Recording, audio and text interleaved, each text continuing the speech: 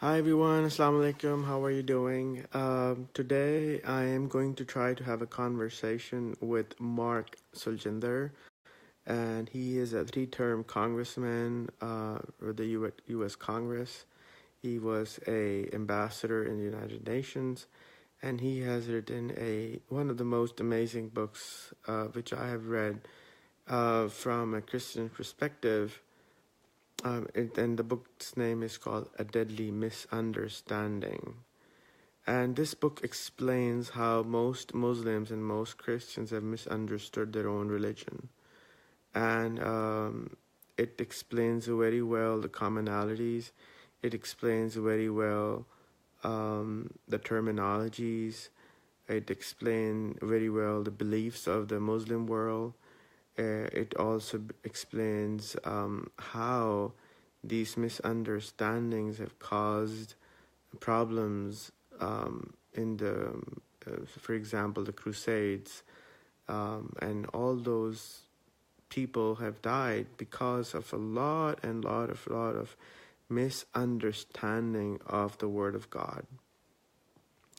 And he has dedicated his organization, which is now two organizations. One is called Track 5, and the other one is called Bridges to Common Grounds. And these organizations work on bringing more understanding between the Christian and the Muslim faiths. I have taken permission from him to convert his book into a YouTube video, and soon you would be able to watch the whole audiobook on YouTube and listen to it. I have also taken permission from him to convert part of it into a documentary, and then you will be able to watch it, especially the way he has explained what is jihad in reference to Quran and Hadith. He's done a very good job on that. And most people don't understand the commonalities between Muslims and Jews, Muslims. So he has taken and done a phenomenal job on explaining the commonalities between them. And here is Mr. Siljander himself. How are you, sir? Hello, Rehan.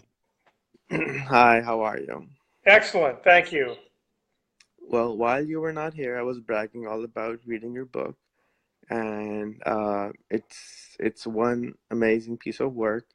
I must say I have not read many books in my life, and I'm a very uneducated person. But this book was very impressive, and it has explained in layman terms very, very well how you have explained Islam in such a wonderful way that I think most Muslims should hear this book. And I'm hoping that somehow we can find someone who can translate and do justice with the words to explain the way you have explained the Quran, the Jihad, the everything. And I would welcome, I would welcome that all the religious scholars would get a copy of this from me and read it and criticize it and help us make the next version better. So, do you have anything to say on that? Well, first of all, you're one of the more bright people I've ever met. You say you're uneducated, but I think that's a humble, you're simply being humble. I've had the privilege of spending almost a full day with you and your two children, and two of your six, and can testify you're a man of hikmah, great wisdom, and appreciate you very much.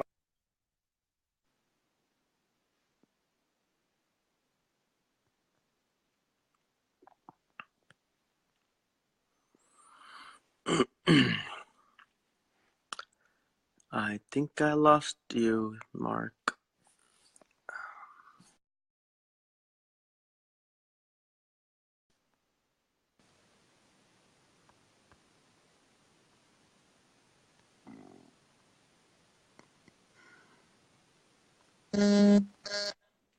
There you are. Sorry, someone keeps calling me on Messenger and it interrupts our live broadcast.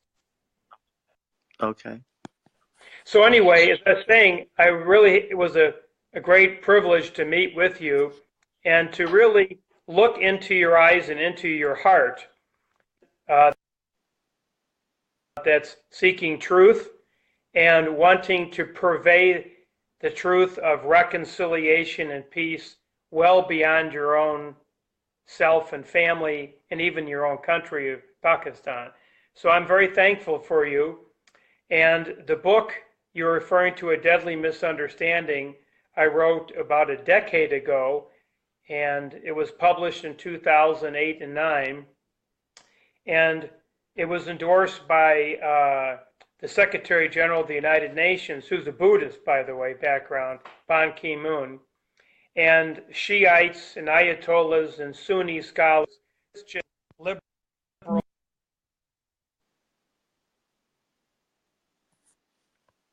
so forth. So it's had broad acclaim, but as you say, these are just one person's study and research. And we need other people to read it and make critical comments. I'm not trying to start a new religion, a new denomination. What we're trying to do is to take particularly Muslims and Christians and create new common ground that we can retract to when we are stressed or when we have a neighbor who happens to be of the other faith, that we're able to go to this common ground from our traditions and birth, faith, and religion and enjoy what I would call undermining the very issues that divide us. For example, 98% of evangelical Christians in America think Allah is a different God than the God of the Bible. That's just one example. But simple study of the Hebrew of the Old Testament, the Aramaic, which was the language of Jesus in the New Testament, and the Arabic of the Quran, you see these Semitic languages. They're all cousins. Hebrew, Arabic, and Aramaic, they're all cousins. It's clear that Allah is the Arabic way of saying Allah, which is what Jesus called God, Allah. You hear the similarity? Allah, Allah. It's just like an accent different. And then the Jews said Aloha. So aloha, Allah, Allah. It's just accents. It's not a different God. Muslims look at God differently. Catholics look at God differently than evangelicals, who look at God differently than Pentecostals. Shiites and Sunnis and Druze and Sufis, we all have lenses that look at God, but the word Allah is the same exact etymologically, meaning in the language of the Arabic, Hebrew, and Aramaic, it's the same word. So, but we can stretch further than that. We can stretch into the issues like, who is Jesus? Was he divine or not? Was he the Son of God? Yes or no? And if so, what does that look like? Was he crucified or not? These are things that divide us. They create Islamophobia from the West and radicalization in the East. So our entire ambition will closer together to discover new common ground. And I can't do it alone. I need you, need your friends, need the scholars. We presented these, Rehan, all over the world in Muslim, Christian, and secular universities to scholars. So even the Vatican in Rome, and they have been scrutinized, but we need to continue to find new common ground and additional opportunities to connect together.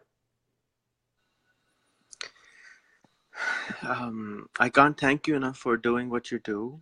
I have met hundreds of people. I have met hundreds of people who do the interfaith work, but the work you have done is just outstanding, and I wish I could do more like you, and I wish I could learn much more from you, and I'm available to you whenever you want, wherever you want me to go. I will be full-time your assistant if you want, or your bag carrier, or your collie, as you call it. It'll be my honor to do so.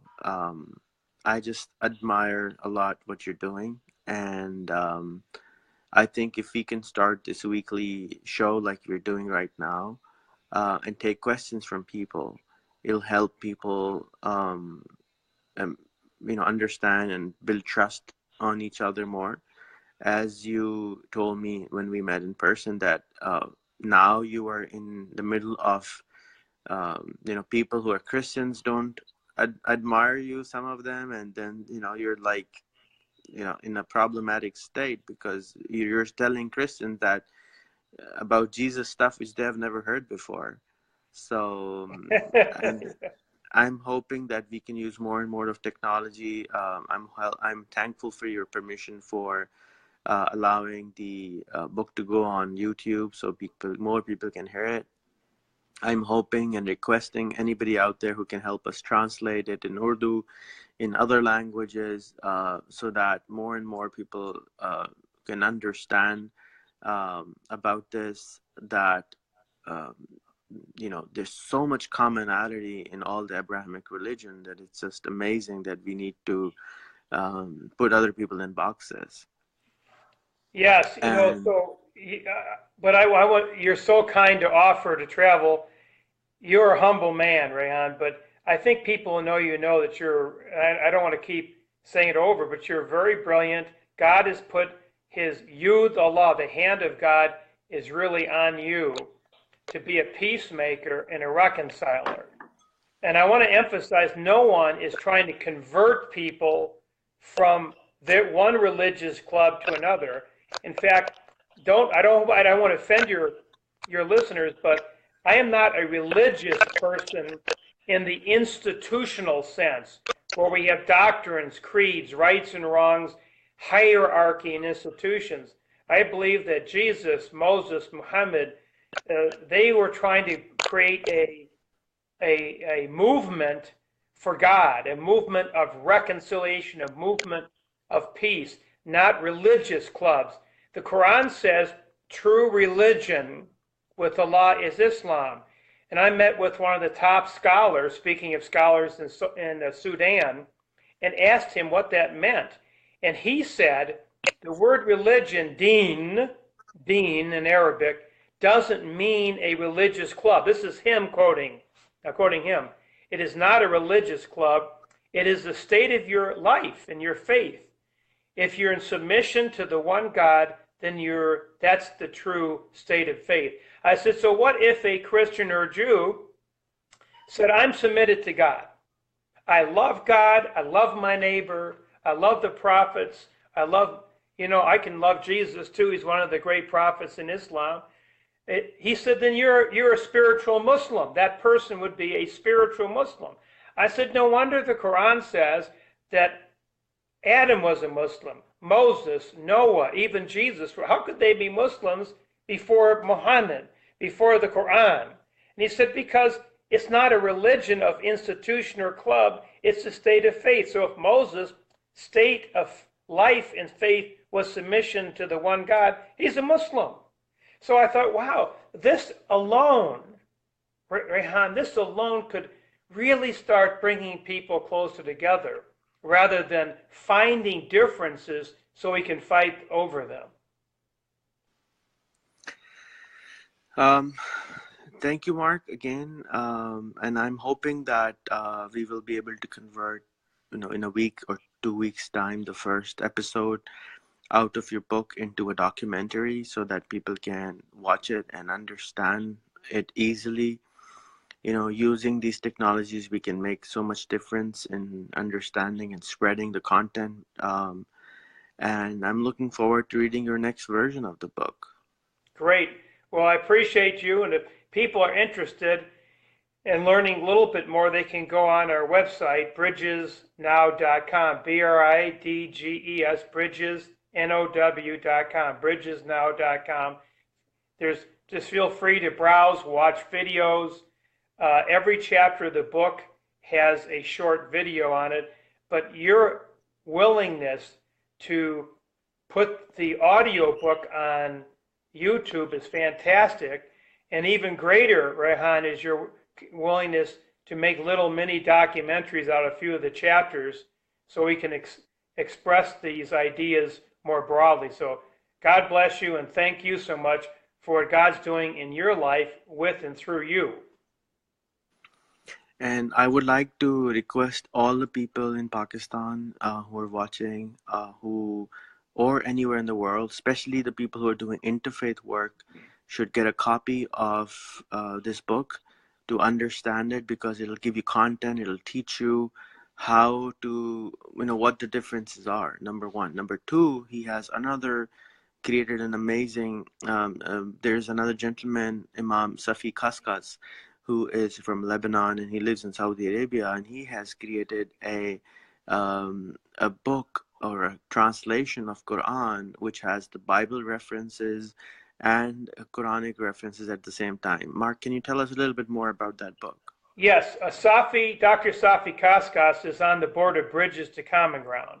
The chairman of that board is Dr. David Hungerford, a famous orthopedic surgeon from Johns Hopkins Hospital. He's a devout Christian. Safi's a devout Muslim. This is the first time we know of in history that a Muslim and a Christian came together to translate the Quran into contemporary, easy to understand English. That's number one. Number two, and most importantly, there are 3,000 references to the Bible. So as you're reading the Quran, like we breathed our spirit into Mary, it'll have a footnote saying the Holy Spirit came over Mary from the Gospels. So it has 3,000 times where a Christian Muslim will be reading the Quran, their eyes, all they have to do is drop to read the Bible verse of similarity. So we're trying to demonstrate there are vastly more similarities than there are differences. So, Dr. Safi Kaskas, Dr. David Hungerford joined as a team, and Bridges to Common Ground is offering this translation to the world. And it's a first of its kind. It's extraordinarily unique and groundbreaking.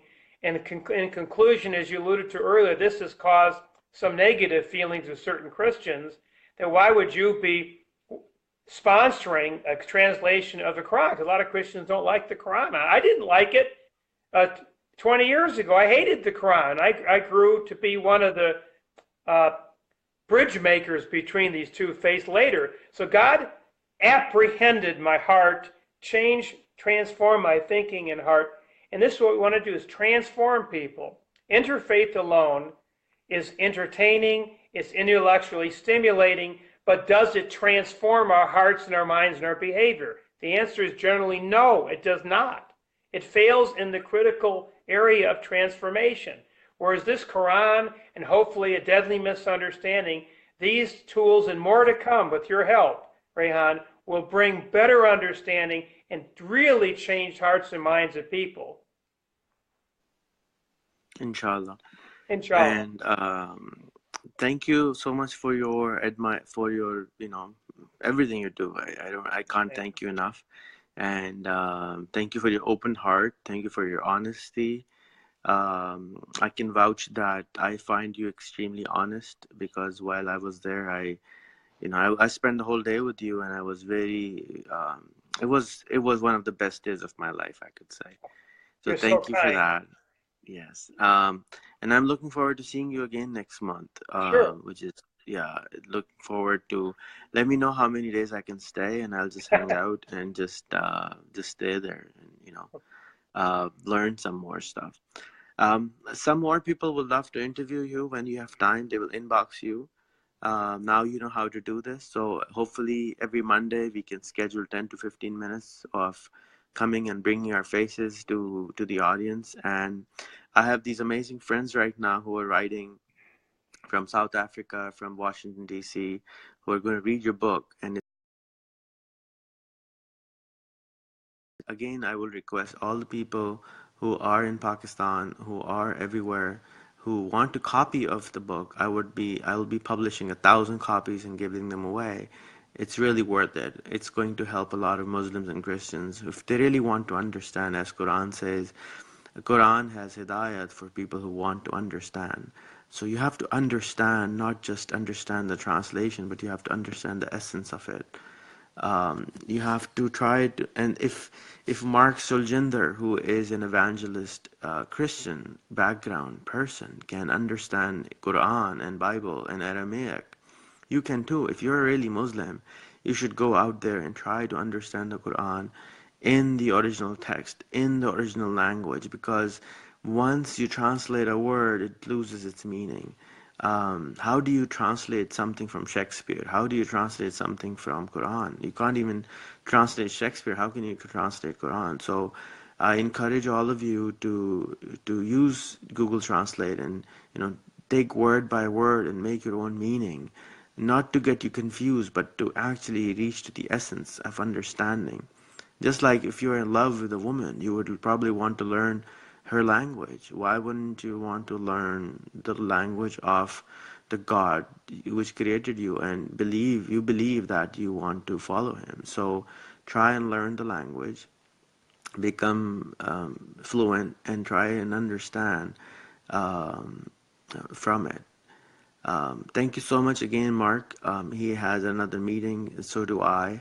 I want to thank all of you for watching, and do share the video so more and more people can reach out to Mark and me. And if you want to have interview with Safi Kaskas about the Quranic translation or with Mark, please feel free to do so. Everybody counts. You can invite him to your Facebook call. I think they will take time accordingly and then join you guys.